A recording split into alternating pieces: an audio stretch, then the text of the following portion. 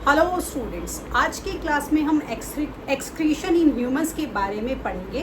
तो excretion in humans में जो बॉडी ऑर्गन्स हमारी बॉडी में इसके लिए काम करते हैं वो होती हैं इस तरीके से बीन शेप्ड हमारी दो किडनीज। बीन अगर आपको नहीं समझ आया तो जैसे आपका राजमा का दाना होता है सेम वैसे ही शेप हमारी किडनीज की होती है, इसीलिए किडनीज को हम बीन शेप्ड बोलते हैं। तो इस तरीके से दो किडनीज हमारी बॉडी में होती हैं। इसके अलावा हमारे दो यूरेटर्स, ब्लैडर और यूरेथ्रा, ये सारे मिलकर हमारी बॉडी से एक्सक्रीशन का काम करते हैं। तो किडनी का काम क्या होता है? ये सारे के सारे पॉइजनस सब्सटेंसेस जैसे कि यूरिया, बाकी के वेस्ट सॉल्ट, वेस्ट वाटर, जो भी हमारे शरीर का वैसा लिक्विड जो कि शरीर को नहीं चाहिए, यूरिन की फॉर्म में हमारी बॉडी से एक्सक्रीट कर देते हैं। और फिर जब हमारी किडनीज इसको एक्सक्रीट कर देती हैं तो जो हमारे वांटेड सब्सटेंसेस हैं हमारी बॉडी में वो सर्कुलेट होते रहते हैं। तो जो क्लीन ब्लड है वो किडनीज रेनल वेन, जिन्हें हम किडनी वेन बोलते हैं, के जरिए हमारी बॉडी में चलता रहता है। अब क्या होता है, जो हमारी किडनीज हैं ये क्या करती हैं, जो भी आपके शरीर का लिक्विड है, एक तरीके से आपको साधारण भाषा में समझना है तो ये समझिए कि ये जितने भी हमारे शरीर का लिक्विड वेस्ट है उसको फिल्टर कर देती हैं। तो जब फिल्टर करती हैं तो यूरेटर हमारी ट्यूब्स होती हैं, उनके ज़रिए वो अनवांटेड लिक्विड हमारी बॉडी में यूरिनरी ब्लैडर में इकट्ठा होता चला जाता है। यूरिनरी ब्लैडर एक बैग की तरह होता है जिसके अंदर वो हमारा लिक्विड वेस्ट कलेक्ट होता रहता है। और जब यूरिनरी ब्लैडर हमारा फुल हो जाता है तो हमारी नर्व्स हमारे ब्रेन को मैसेज देती हैं कि यूरिनरी ब्लैडर जो है वो फिल हो गया है। फिर आपको ये ब्रेन आपको ये मैसेज देता है कि that you need to excrete.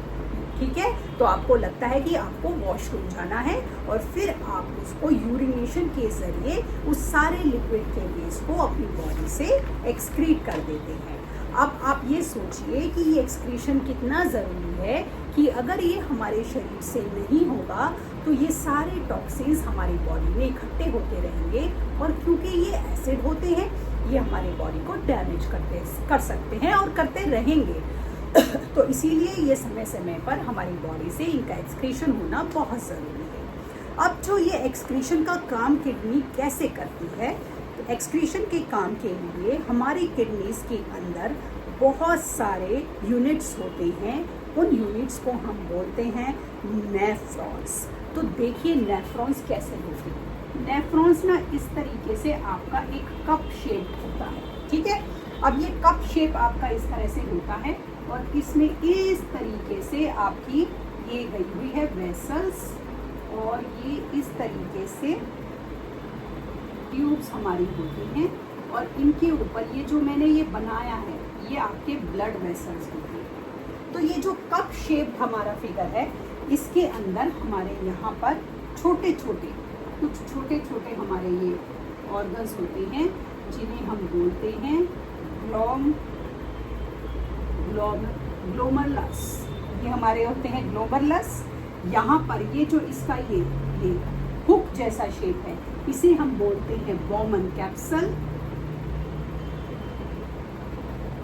ठीक, और ये जो होती है हमारी ए शेप इसे हम बोलते हैं ट्यूबल।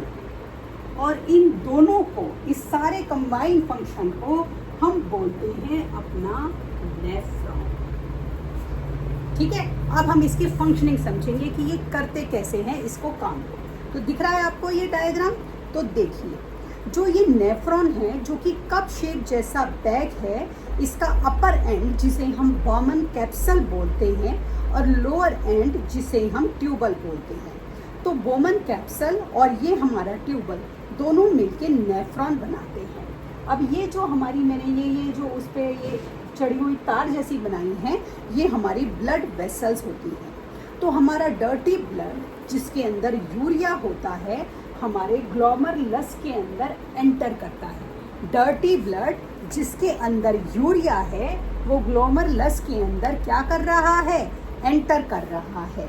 और ग्लोमरुलस फिर इस ब्लड को फिल्टर करेगा और जब वो फिल्टर करेगा तो सब्सटेंसेस जैसे कि आपके glucose, amino acid, salt, water, urea, जितने भी हमारे ये ब्लड के अंदर होते हैं, बॉमन कैप्सूल से होते हुए हमारे नेफ्रॉन के ट्यूबल में, इस ट्यूबल में आपके, इसके ट्यूबल में आपके चले जाते हैं। बॉमन कैप्सूल से होते हुए आपके ये ट्यूबल में चले जाते हैं।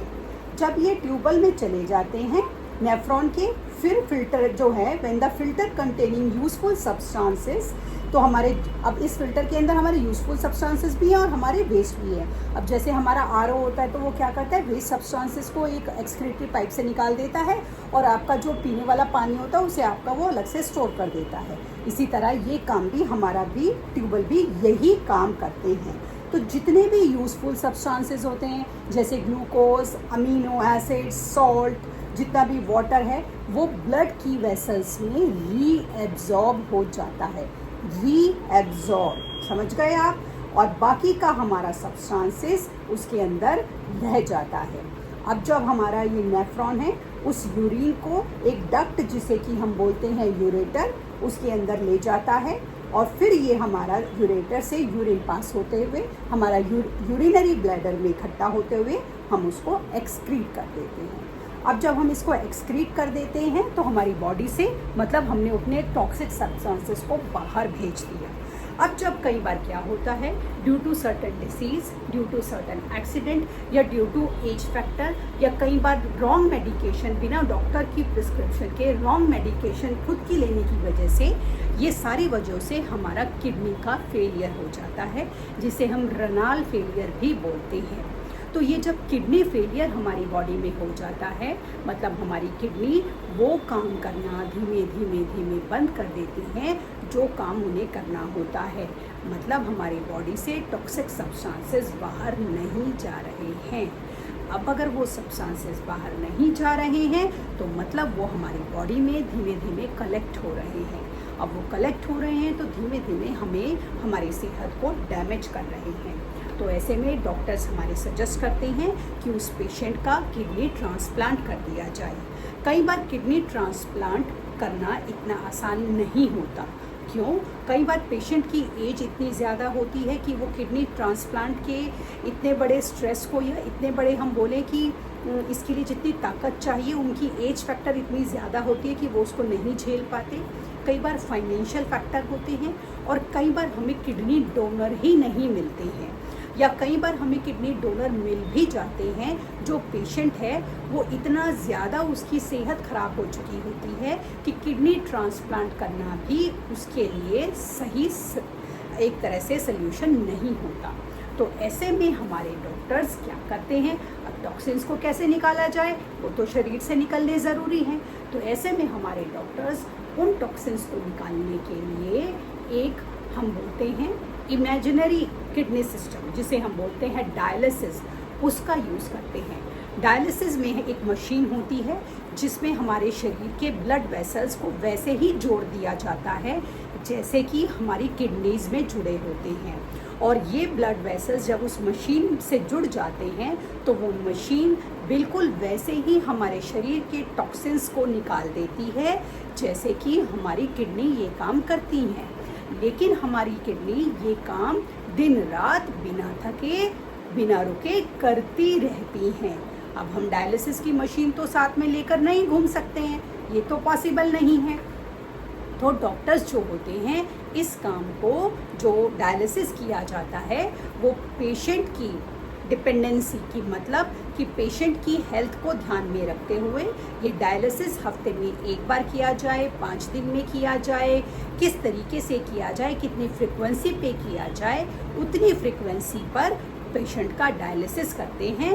और वो डायलिसिस पेशेंट का जितने भी घंटे का डॉक्टर्स के हिसाब से किया जाता है, उतने घंटे वो मशीन जो है हमारी बॉडी में हमारी वही काम करती है जो कि किडनी करती हैं, और बॉडी से सारे टॉक्सिन्स को बाहर निकाल देती हैं। तो इस तरीके से अगर किसी भी ड्यू टू किसी भी हमारा रीजंस जो कि हमने अभी करे, कि चाहे एक्सीडेंट है, चाहे इंजरी है, या हाई मेडिकेशन है, जब हमारे किडनी काम करना बंद कर देती हैं तो हम आर्टिफिशियल तरीके से अपनी बॉडी से उस वेस्ट को एक्सक्रीट करने का काम कर सकते हैं। ठीक, आज की क्लास में इतना ही, बाकी का कल की क्लास में करेंगे। तब तक के लिए शुभ रात्रि।